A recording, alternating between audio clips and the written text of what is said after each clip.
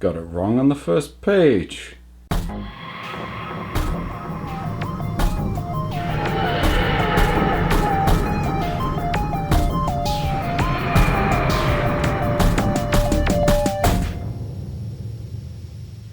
Big shout out to anyone who can name that reference. So, something a little different with this particular Sunday's Doctor Who. I'm going to take a look at a Doctor Who comic.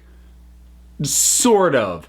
I do read comics. I very rarely read movie or TV show tie-in or continuation comics. I'll kind of explain why as I go along. And what I'm going to be reviewing now is, most people would consider, like, why are you reviewing that? But it sort of gives me a chance to talk about this kind of thing in general. And it's also my first sampling of Doctor Who in comic form, because I don't read Doctor Who comics. So that's not like a matter of principle, but I'll talk about some of the reasons why I'm usually reluctant to shell out money for this sort of thing. So what I'm going to be talking about today is, oh boy, wish I'd gotten this in last year. And been noticed when I had the big 2018 out. So this was from Free Comic Book Day last year. This was sent to me by Alan Middleton of the Relatively Geeky Podcast Network. Check it out if you haven't. It's great stuff. And I'm not only saying that because he made me his listener of the year for last year.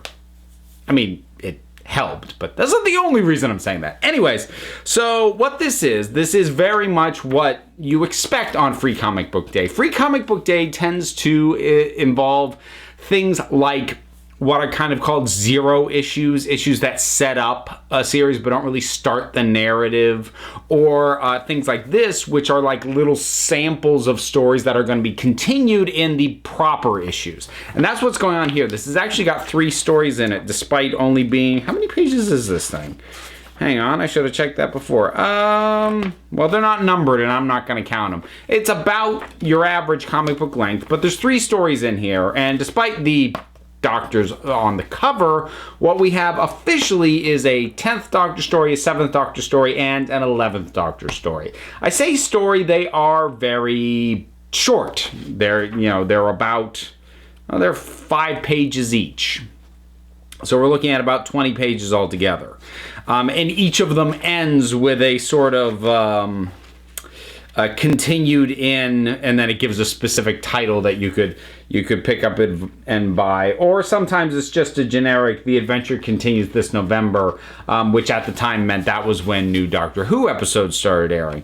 So all 3 of these have different writing and art credits. I'm not going to go through all of them. You can look up the writing credits on these if it matters that much to you. So I'll talk about each of these individually, and as I do, it'll sort of give me the chance to discuss this kind of thing in general. So the first one is a 10th Doctor story called Catch a Falling Star. Now, Catch a Falling Star is actually kind of narrated by a companion who I've never heard of. Now, I don't know if this is a character who has actually appeared in the comics, because I mean, I know from Big Finish that sometimes the ancillary material have their own unique companions that they use sometimes, because Big Finish does that a lot. The 8th Doctor has Charlie, and 6th Doctor has Evelyn Smythe, and there's way more besides that, but just as a few examples.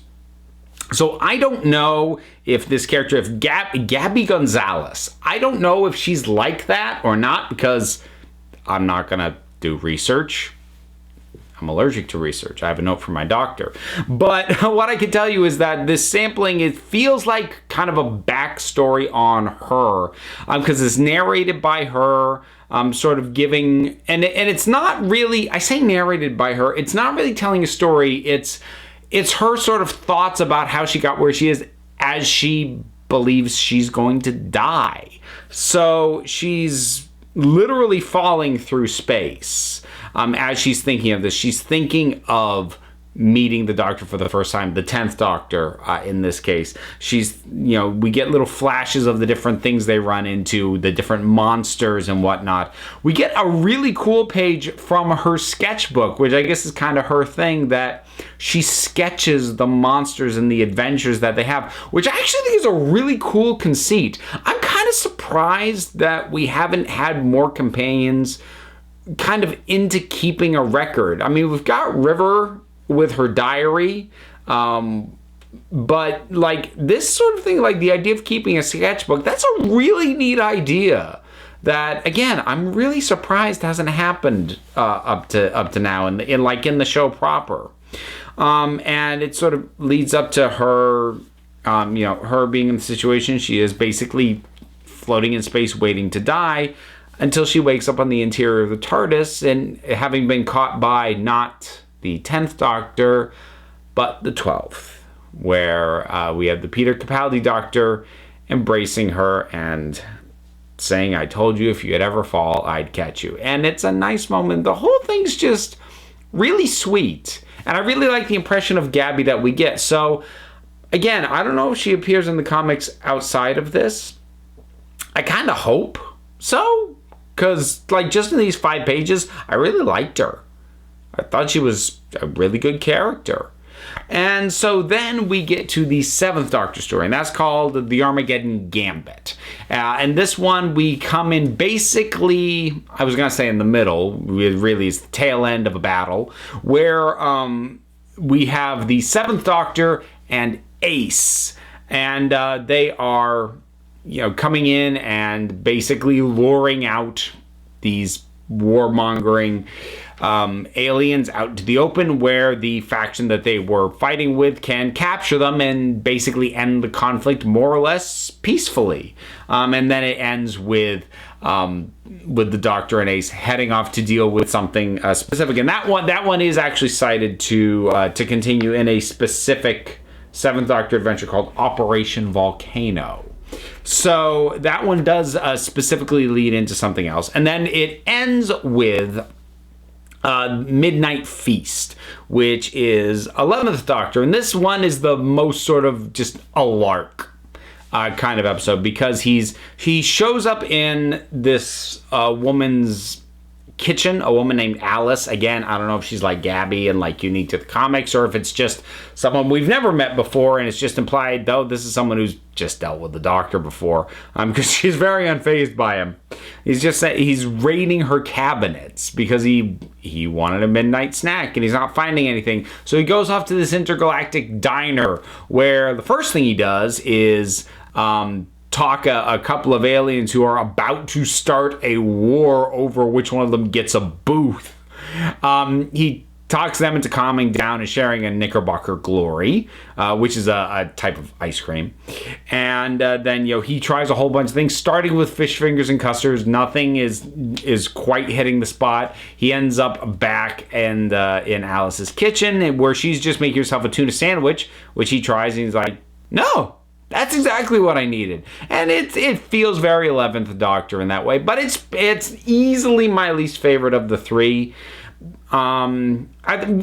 Partly because of how insubstantial it is, and that's an odd criticism to level at any of these stories, because they're insubstantial by design. But even by that measure, it's really insubstantial. And also, it just does something that bugs me, which is that, and I mean, and I've talked about this before, so I won't dwell on it too much, but it's got the Doctor, the way that he talks down these 2 aliens who are about to start a war over getting a booth, which I think is a fun idea, is he basically just says, "I'm the Doctor," and they're like, "The Doctor!" I'm like, oh, God's sake. His whole banking on his reputation and how often that was done, especially during 11's run, really did irk me. By the time that was over, I'm really, really over it. So, like, there's that. As far as the other 2 go, like I said, the first one's the best one, I think. The one with the 7th Doctor and Ace is cute. And works pretty well, but sort of talking about some of the stuff that tends to bug me about this, largely my hang up with these kinds of products, these sorts of continuations of live action TV shows and comics, usually comes down to art. Because whenever comic book artists are being called upon to recreate real life people, the results tend to not work for me in general. By and large, especially with characters like with real distinctive general looks like the Doctor tends to have, I really wish they would go more stylized and not try and reference the real actor as much as it's very obvious they do, because I think you end up with a couple of different results. You can end up with this sort of uncanny valley effect where it's like it's too referenced, like you're trying too hard to look, and it's like you've obviously pulled from a specific shot of this person, and like I'm not even sure that works for the moment. That's the one thing you can end up with. Or the other thing is like they're trying so hard to recreate this face that you just end up with things that look weird. That's like if you weren't trying to make this look like a real person, you never would have made that expression or used that angle or whatever. It tends to really look off-putting.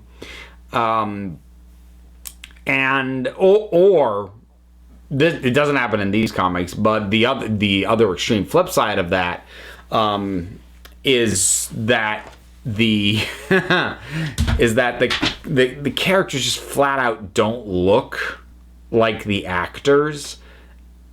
Like you can't identify them by it. Like I remember trying to pick up the first trade of the comic book that continued Angel after that show ended, and I didn't really like the story anyway, but I would turn pages and characters would turn up and everyone would be like, oh, and I'd be like, I'm sure I'm supposed to recognize this person on sight, but I can't. I have no clue who that's supposed to be. Now that's not the case with this, but it is bordering on that uncanny valley thing, especially in the 7th Doctor story. And that's the other thing that sort of sinks the 11th Doctor story for me is the look of him specifically. And again, I really do think it is a problem that comes up when depicting real people, because I can compare Alice to the 11th Doctor. Alice looks way better, like as a character. And it's just one of those things that happens, and it can really pull me out of stories. Which again is a shame, because none of these are bad. They're all, there's a best, a decent, and the weak one. But even the weak one, as far as the story goes, it's fine. Like any of these would have been, perfectly acceptable as little mini-sodes, sort of things bridging episodes or what have you. Things like Pond Life or Space and Time and whatnot. Things like that. Any one of these would have fit that just fine. I don't know if I'll ever cover Doctor Who comics. I'll back up.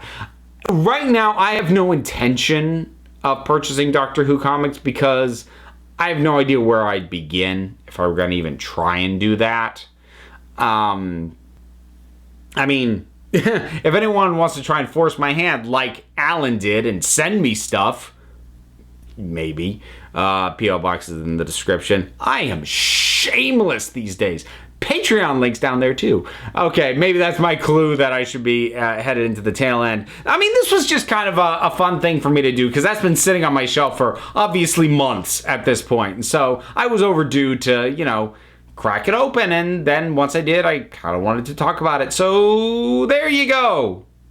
The Doctor Who 2018. Gah, you lazy bugger.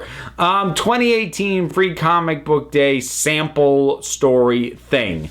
Did you see it? What did you think about it? If you did or if you didn't, probably a more interesting question would be, what are your thoughts on Doctor Who comics in general? Do you have a particular run, a particular Doctor that you think has worked better in comics? Whatever your thoughts on any of that are, drop something down in the comments. Let's talk about it. I mentioned there's stuff down there, so check it out. There's stuff I didn't even mention that's down there too. Give it a look. If you don't want to look at it or click on any of it, that is okay too. Because at the end of the day, you're the council and I just run the meetings. And until next time, this council is adjourned.